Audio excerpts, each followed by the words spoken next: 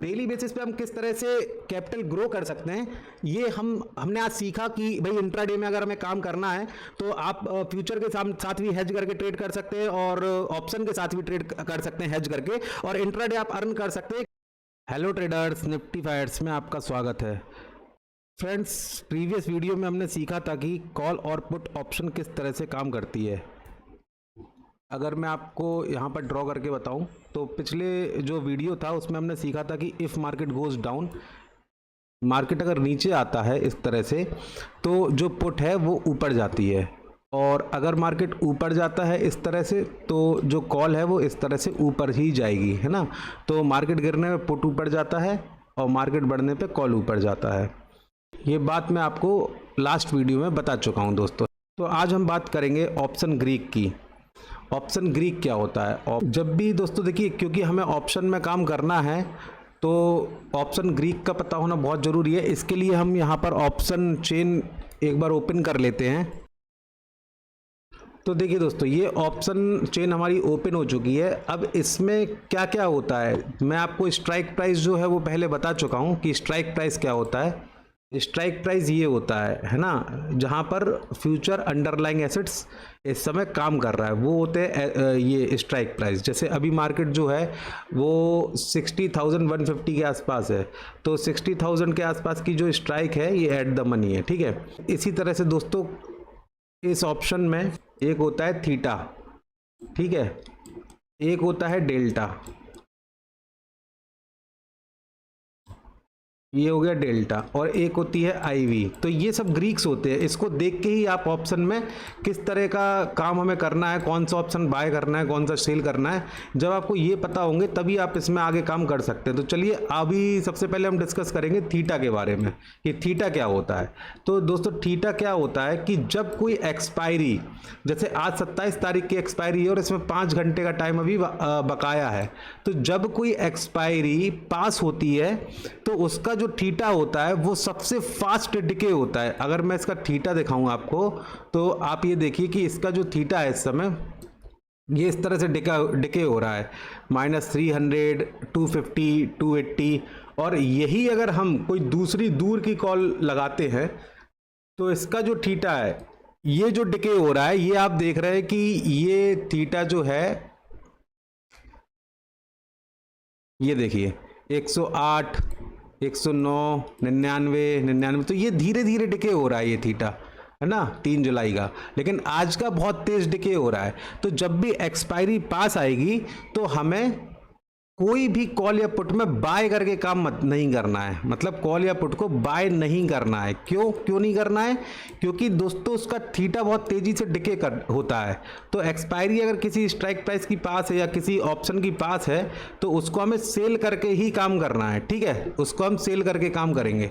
तो थीटा क्या होता है, ये ऑप्शन चल रहे हैं, है ना, 27 तारीख के आज के, तो ये ऑप्शन जो चल रहे हैं तो ये तेज डिके होगा काफ़ी, इसमें जो डिके होगा वो बहुत फास्ट होगा। अगर मार्केट साइडवेज होता है तो हमको क्या नहीं करना है, पास की एक्सपायरी में बाय करके काम नहीं करना है।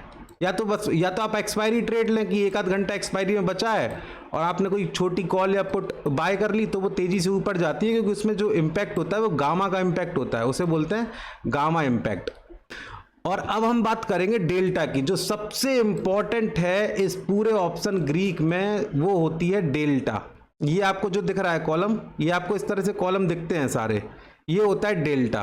हर स्ट्राइक प्राइस पे और हर डेट को, जैसे आज 28 तारीख, 29 तारीख, 30 तारीख, हर डेट पे अलग अलग डेल्टा होता है। जैसे आज जो है 60,200 की जो कॉल है, इसका डेल्टा कितना है, 50 है, मतलब ये एट द मनी का है, तो ये 50 है। मतलब अगर बाजार यहां से 100 पॉइंट बढ़ेगा तो ये वाली जो कॉल है ये कितनी बढ़ेगी, ये 50 पॉइंट बढ़ेगी। अगर मार्केट 100 पॉइंट बढ़ता है, बीटीसी अगर 100 पॉइंट बढ़ता है तो ये कितनी बढ़ेगी, 50 पॉइंट।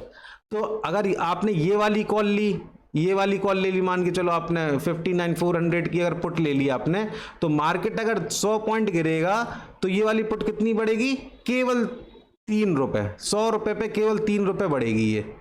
तो इससे आपको पता चलता है डेल्टा की सर हमें किस में काम करना चाहिए जिसमें हमें मनी फास्ट बने।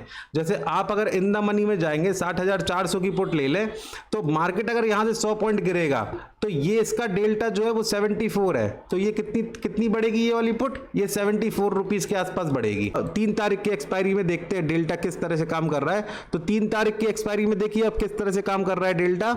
ये जो दूर की भी है, मान के चलिए 57,500 की जो पुट है, 57,500 की जो पुट है, ये अगर मार्केट गिरेगा 100 पॉइंट गिरेगा तो भी ये 23 पॉइंट बढ़ जाएगी, जबकि ये अभी बहुत दूर है, 60,000 बाजार चल रहा है, हम 57,000 की बात कर रहे हैं। उसी तरह हम कॉल की बात करते हैं, अगर हम यहाँ से 62,000 की कॉल ले लेते हैं और इसका डेल्टा कितना चल रहा है, इसका डेल्टा चल रहा है दोस्तों 30। ये जो डेल्टा है ये डेल्टा का कॉलम, कॉल वाली साइड का डेल्टा का कॉलम इस साइड है, ये इस जगह।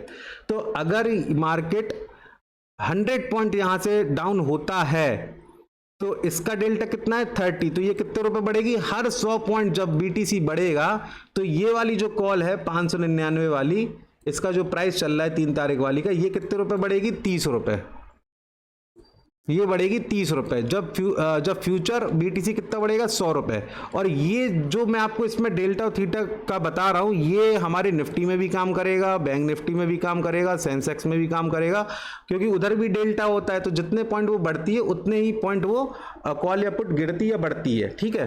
तो आप डेल्टा पे जरूर ध्यान रखिए, डेल्टा ये होता है, और जितनी दूर आप एक्सपायरी में जाएंगे थीटा उतना कम डिके होगा आपका, और जितनी पास आप रहेंगे थीटा ज्यादा डिके होगा। तो आपको क्या करना है, जब भी आप कोई कॉल बाय करना चाहते हो तो थोड़ा सा आप एक्सपायरी से दूर की कॉल बाय कीजिए, जिससे कि उसका डेल्टा देख लीजिए कि भाई अगर मेरा टारगेट 500 पॉइंट का है तो मैं कौन से डेल्टा की इसमें बाय करूं जिससे कि मेरा प्रॉफिट 500 पॉइंट के सामने ऑप्शन में भी 300 पॉइंट के आसपास का हो जाए। तो उसके लिए आपको कौन सा डेल्टा बाय करना पड़ेगा, ये वाला 60 वाला, है ना, क्योंकि अगर 500 पॉइंट बाजार बढ़ेगा तो 300 पॉइंट ये बढ़ेगी, ये वाली। तो ये वाली कॉल आप बाय करेंगे अगर, तभी वो बढ़ेगी मार्केट के 100 पॉइंट ऊपर जाने पे, है ना। तो दोस्तों अभी हमने थीटा एक शॉर्ट में आपको बताया कि थीटा क्या होता है ना। उसके बाद हमने आपको बताया डेल्टा क्या होता है, थीटा और डेल्टा के बारे में हमने आपको बताया। तो सबसे इंपॉर्टेंट क्या है, सबसे इंपॉर्टेंट है डेल्टा, क्योंकि आप जब कोई स्ट्रेटजी बनाते हैं, जैसे डेल्टा पे ही डिपेंड करती है बहुत सारी स्ट्रेटजी। जैसे एक स्ट्रेटजी होती है डेल्टा न्यूट्रल, उसमें डेल्टा को क्या किया जाता है, न्यूट्रल किया जाता है। मतलब यहां पर आपने 50 डेल्टा की पुट बेच दी और यहां पर आपने 50 डेल्टा की कॉल बेच दी, ये है जो यहाँ पर 50 डेल्टा की कॉल शॉर्ट कर दी। तो जैसे ये 30 हो जाएगा और ये 70 हो जाएगा तो अब फिर 65 की या 60 की ये वाली इस पुट में प्रॉफिट बुक करके ये पुट बेच देंगे। तो इस स्ट्रेटजी को बोलते हैं दोस्तों डेल्टा न्यूट्रल। ये हमने सीख लिया कि भाई हमें कौन सी कॉल या पुट लेनी है जब फ्यूचर बढ़ेगा 100 पॉइंट, तो कौन सी कॉल जो 30 40 50 पॉइंट कौन सी बढ़ेगी, तो कौन सी बढ़ेगी। अगर ये 50 डेल्टा है, इधर पर देखिए आप, ये जो डेल्टा है, ये अगर 50 वाला आप लेते हैं तो 100 पॉइंट के मार्केट बढ़ने पे ये वाली जो कॉल है ये 50 पॉइंट बढ़ेगी, ठीक है दोस्तों। तो डेल्टा और थीटा होने के बाद अब हम आते हैं दोस्तों आईवी क्या होती है, आईवी इम्प्लाइड वॉलेटिलिटी, ये क्या होता है। तो देखिए दोस्तों, जैसे अब मैं आज की अगर आपको ऑप्शन चेन लगा के दिखाऊं, आज सैटरडे है, तो आज क्या है आईवी जो है, देखिए आप कितना परसेंट, देखिए इसका कितना चल रहा है 22 20 23 20 22। और यही आईवीज अगर मैं थोड़ी दूर की लगाऊं तो उसमें कितना चल रहा 40 50 60। तो इसका मतलब क्या होता है, ये एम्प्लॉयड वॉलेटिलिटी होती है। मतलब अभी जो मार्केट में है यहाँ पर वॉलेटिलिटी बहुत ज़्यादा नहीं होगी, आज जो है वो वॉलेटिलिटी नहीं होगी। क्यों, क्योंकि इसकी जो एम्प्लॉयड वॉलेटिलिटी है इस समय ऑप्शन की वो बहुत कम है। तो जैसे हमारा विक्स जो है ना, जब विक्स ज़्यादा होता है तो क्या होता है, प्रीमियम ज़्यादा होते हैं। तो जब आईवी ज़्यादा होती है तो क्या होता है, प्रीमियम ज़्यादा होते हैं। अभी प्रीमियम्स कम है तो इन प्रीमियम्स में हम शॉर्ट करके काम नहीं करेंगे, इन प्रीमियम से हम बाय करके काम कर सकते हैं, लेकिन शॉर्ट करके काम नहीं करेंगे। क्यों, क्योंकि आईवी सर इतनी कम है अभी कि इसमें बेचने के लिए कुछ बचा ही नहीं है। अगर 500 पॉइंट भी मूव करेगा ये तो आपको प्रॉफिट मिल जाता है इसमें, है ना, जब आईवी कम होती है। विक्स जब बड़ा होता है तो अब क्या करते हैं हम निफ्टी में, जैसे निफ्टी है, बैंक निफ्टी है, इसमें क्या होता है जब विक्स बढ़ जाता है तो जो प्रीमियम्स होते हैं वो बहुत बड़े बड़े हो जाते हैं। मतलब पता चला सामने की एट द मनी की जो कॉल या पुट है वही 200 रुपए की चल रही, तो आपको जब प्रीमियम मिलता है कब मिलता है, जब विक्स ज्यादा होता है ना, आईवी, ये ऑप्शन की होती है आईवी, और ये जो विक्स होता है ये जो इम्प्लाइड वॉलेटिलिटी होती है, विक्स जो है वो आपको आने वाले समय की वॉलेटिलिटी बाजार का बताता है, कितनी वॉलेटिलिटी मार्केट करेगा। अगर 20 विक्स है तो समझ लीजिए वॉलेटिलिटी ज्यादा है, 25 है तो और ज्यादा है, अगर विक्स 10 है तो वॉलेटिलिटी कम होगी, मतलब साइडवेज रहेगा, साइडवेज टाइप का ही रहेगा, मार्केट बहुत ज्यादा ऊपर नीचे नहीं करेगा। तो विक्स से जैसे हम निफ्टी और बैंक निफ्टी का पता करते हैं, ऐसे ही सर इसमें भी बीटीसी का भी हम इससे पता करते हैं कितनी वॉलेटिलिटी इसमें हो सकती है। तो दोस्तों आज हमने सीखा थीटा के बारे में, डेल्टा के बारे में, आईवी के बारे में। अब हम बात करेंगे सर हेज के बारे में। आपको मैंने बताया था कि हेज क्या होता है, आपको मैं रोज बोलता हूं कि भैया हेज करके काम कीजिए। हेज क्या होता है, हेज आज मैं समझाऊंगा आपको कि जब भी हम फ्यूचर को बाय करते हैं, जब भी हम फ्यूचर को किसी भी जगह पर बाय करते हैं, जैसे मैंने यहां पर फ्यूचर जो है वो 60,200 पे बाय किया। फ्यूचर कितने पे बाय किया, 60,200 पे मैंने फ्यूचर बाय किया। ठीक है दोस्तों, अब जब मैंने इसको बाय कर लिया तो अब यहां पर क्या है, मेरे पास रिस्क ओपन है, मतलब ये अगर ये नीचे गिरता जाएगा बीटीसी, और बीटीसी अगर 50,000 आ गया तो मुझे बहुत बड़ा लॉस हो जाएगा, है ना, बहुत बड़ा लॉस हो जाएगा। 50,000 आ गया मार्केट तो या तो आप इसमें स्टॉप लॉस लगाएंगे 500 पॉइंट का, 400 पॉइंट का बार बार, और क्योंकि बीटीसी में वॉलेटिलिटी होती है तो आपका ये स्टॉप लॉस बार बार हिट होगा। अगर आपका व्यू 1-2 दिन का है तो उतने में तो पता नहीं कितनी बार वॉलेटिलिटी में ये आपके स्टॉप लॉस हिट हो जाते हैं। तो आपको करना क्या है दोस्तों, आपको करना है कि आप सामने से हेज कर लीजिए इसको।